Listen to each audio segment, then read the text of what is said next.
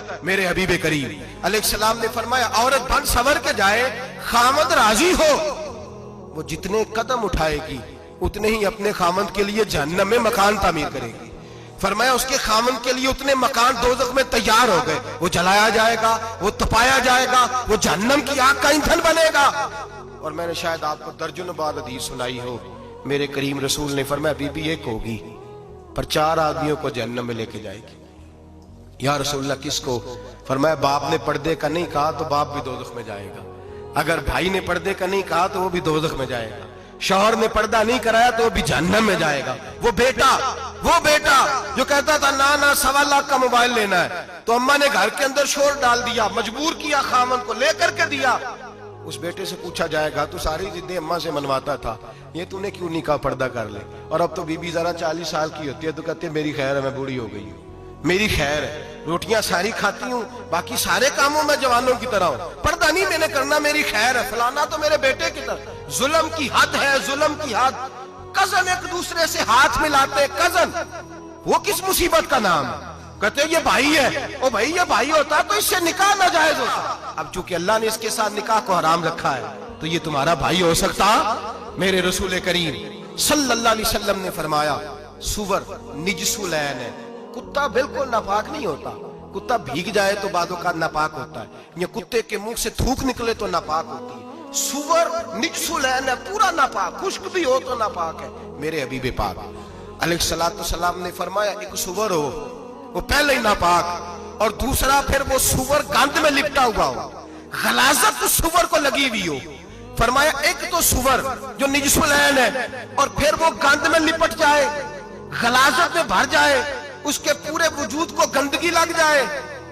فرمایا وہ سور گندگی اور غلاظت میں لپٹا ہوا تیرے جسم سے لگ جائے تو اتنا برا نہیں جتنا غیر محرم عورت کا وجود تیرے وجود سے لگ جائے تو برا ہے. کس قدر تفصیل دی, کہاں سے بات شروع کی اور کہاں میرے نبی نے سکھائی. کزن ہاتھ ملا رہی ہے, کزن کے ساتھ بازار جایا جا رہا ہے, کزن کے ساتھ فلاں کام ہو رہا ہے, کزن کو چچا کا بیٹا بھائی ہوتا ہے. اگر یہ سگا بھائی ہوتا تو اس کے ساتھ نکاح ناجائز ہوتا. خدا را آ جاؤ, لوٹ آؤ, واپس پلٹو دین کی طرف, لوٹو, اس تباہی سے نکلو. یہ جو آگ ہے, یہ جو بے سکونی ہے, یہ جو تماشا ہے, یہ لاکھوں کمانے کے باوجود جو بے برکتی ہے, یہ بڑی بڑی فوجوں کے باوجود جو روز میتیں اٹھتی ہیں, یہ جو روز جنازے پڑے جاتے ہیں, یہ جو روز بیٹیاں بیوہ ہوتی ہیں, یہ جو روز ماؤں کے سہاگ لٹتے ہیں, یہ ہماری نافرمانیاں ہیں. ہم دین کے معاملے میں ہم لوگوں نے نرمی شروع کر دی ہے, ہم اللہ اور اس کے رسول سے بغاوت کرنے لگے ہیں. میرے حبیب کریم سید عالم نور مجسم شفیع معظم صلی اللہ علیہ وسلم نے فرمایا زنا صرف شرمگاہ کا نہیں ہوتا. حضور نے فرمایا آنکھیں بھی زانی ہوتی ہیں, کان بھی زانی ہوتے ہیں, زبان بھی زانی ہوتی ہے. بخاری مسلم دونوں میں موجود ہے. صحابہ نے عرض کی حضور زبان کیسے زانی ہوتی ہے؟ فرمایا جو نماز کے باوجود گند بولتا ہے, غلیظ گفتگو کرتا ہے, وہ زبان کا زانی ہے. اور فرمایا جو روز گند دیکھتا ہے وہ جتنی مرضی تجتے پڑے وہ آنکھ کا زانی ہے. اور جو گندی باتوں میں لذت محسوس کر کے سنتا ہے وہ جتنا مرضی روز اٹھ کے مسجد میں جھاڑو دے وہ کانوں کا زانی ہے. میرے نبی نے فرمایا آنکھ کا زنا بھی چھوڑ دو, کان کا زنا بھی, بولیے کان کا زنا بھی, زبان کا زنا بھی. مسند امام احمد بن حنبل اٹھائیے. ایک صحابی نے عرض کی حضور نماز میں دل نہیں لگتا, میرا قرآن پاک میں دل نہیں لگتا, درود و سلام میں دل نہیں لگتا. آمینہ کے معصوم لال نے کیا جواب دیا؟ حضور نے فرمایا جا اپنی نظر جا کے پاک کر لے, اللہ کے نبی کا وعدہ ہے تیرا سجدے میں دل لگنے لگ جائے گا.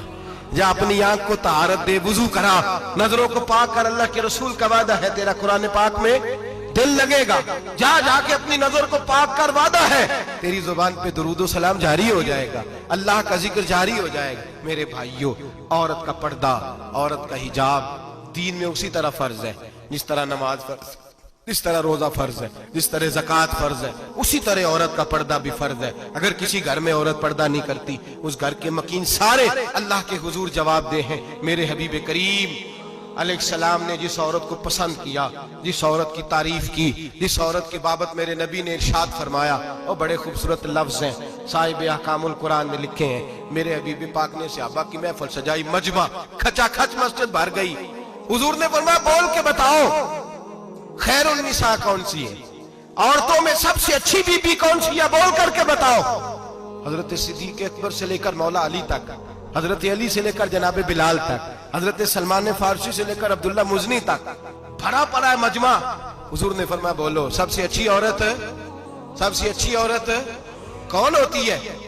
एक सहाबी कहने लगे हुजूर जिसकी नमाज कज़ा ना हुई हो। पर मैं वो भी अच्छी है पर तुम मेरी मुराद को नहीं पहुंचे। एक ने कहा हुजूर जो खामद की ताबेदार हो, फरमाया वो भी अच्छी है पर तुम मेरी मुराद को नहीं पहुंचे। एक सहाबी ने कहा या रसूल अल्लाह जो पाक दामन हो। हुजूर ने फरमाया तुम मेरी मुराद को। हजरत अली फरमाते हैं जब सबके जवाब गलत हो गए तो मैं, कद मेरा छोटा था, मैं पीछे बैठा था, मैं गर्दन झुका के पीछे से निकल गया। सैयदा तैयबा ताहिरा हजरत फातिमा ज़हरा रदी अल्लाह ताला फरमाते हैं बीबी साहब के पास पहुंचा। मैंने कहा फातिमा हुजूर ने सवाल किया है। तो हजरत फातिमा भी गोया मुस्कुरा के कहने लगी इल्म के शहर के दरवाजे तो आप ही हैं, तो आप यहाँ आ गए। कहा हुजूर ने सवाल किया है और मुझसे लेकर अबू बकर, उमर, उस्मान गनी तमाम को किसी को जवाब नहीं आया। हुजूर ने पूछा बेहतरीन औरत कौन होती है, बेहतरीन खैरुन निसा, बेहतरीन बीबी कौन होती है? तो हजरत सैयदा फातिमा कहने लगी अली बड़ी सादी सी बात थी, सादी सी बात थी, समझ नहीं आई। का फातिमा बतला दो इतनी सादी है तो। हजरत फातिमा कहने लगी सबसे बेहतरीन औरत वो होती है न कभी गैर महरम ने वो बीबी देखी हो। अगले जुमले भी याद रखने, न कभी गैर महरम ने वो बीबी देखी हो, और फरमाया ना उस बीबी ने कभी कोई गैर महरम देखा हो। सिर्फ मर्द पे पाबंदी नहीं कि वो औरत न देखे, फरमाया औरत पे भी पाबंदी है कि वो भी गैर महरम का चेहरा न देखे। फरमाया बीबी ने भी गैर महरम न देखा हो, वो खैरुन निसा है, वो सबसे आला। हजरत अली कहते मैं झट से आया, पीछे बैठा, बात अभी जारी थी, मैंने हाथ खड़ा कर दिया। मैंने कहा हुजूर मैं बताऊं? नबी पाक ने फरमाया बतलाओ। तो कहते मैंने कहा हुजूर बेहतरीन बीबी वो होती है जिसने ना कभी गैर महरम देखा हो और ना गैर महरम ने कभी उसे देखा हो। अली फरमाते मैंने जवाब दिया तो मेरे रसूल की आंखों में आंसू आ गए। हुजूर रोए और फरमाते हंसते मुस्कुराते अचानक से सहाबा के आंसू बरसने लगे। मजमे पे कैफ सा तारी हो गया, आंखें बरसने लगी। हम लोग हुजूर के रोने पर सख्ते में आ गए। नजर उठाई तो जवाब तो मैंने दिया था, तारीफ मेरी होनी चाहिए थी, शाबाश मुझे मिलनी चाहिए थी।